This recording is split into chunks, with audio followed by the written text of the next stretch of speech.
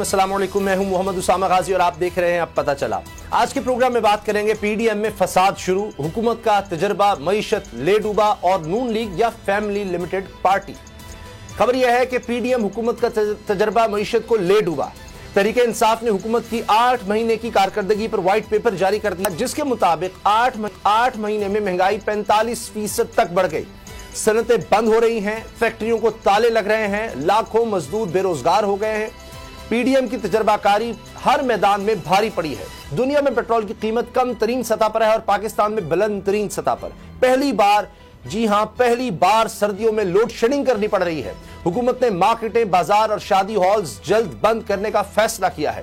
ताजरों ने इस फैसले को मुस्तरद कर दिया है। उनका मौकिफ है कि मौशी हालात पहले ही खराब है, इस फैसले से रही सही कसर भी पूरी हो जाएगी। ये सारे सितम सिर्फ 8 महीने में टूटे हैं। कौमी सलामती कमेटी का अहम तरीन इजलास हो गया, मगर इसमें भी हुकूमत की तरफ से मुआशी बहरान से निकलने का कोई हल सामने नहीं आ सका। आप इस बात से हुकूमत की तजर्बाकारी का अंदाजा कर लें कि खजाना खाली है, मगर काबीना किंग साइज का रिकॉर्ड बना रही है। एक और सितम की खबर सुने कि 149 मिलियन यानी 14 करोड़ 90 लाख डॉलर का खर्चा करके चीन से मंगवाई गई रेल की बोगियां बेकार निकली हैं। इन बोगियों की चीन में इंस्पेक्शन के लिए 88 अफसर दो हफ्ते के लिए चीन भेजे गए। इन अफसरों को यौमिया $100 अलाउंस भी दिया गया, मगर फिर खजाने को अरबों रुपए का टीका लग गया।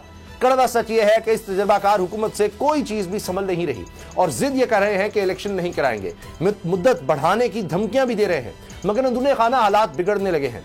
इत्तेहाद में फसाद पड़ चुका है। पीपल्स पार्टी और एमक्यूएम में तनाजा बढ़ गया है। सिंध हुकूमत ने एमक्यूएम के एडमिनिस्ट्रेटर हटाने का फैसला कर लिया है। क्या ये तनाजा हुकूमत के लिए दर्द सर बनेगा या फिर सब पुरानी तनख्वाह पर ही काम करते रहेंगे? इसी से आगाज करेंगे। सिद्दीक जान और नूर आरफीन मेरे साथ हैं। सिद्दीक जान,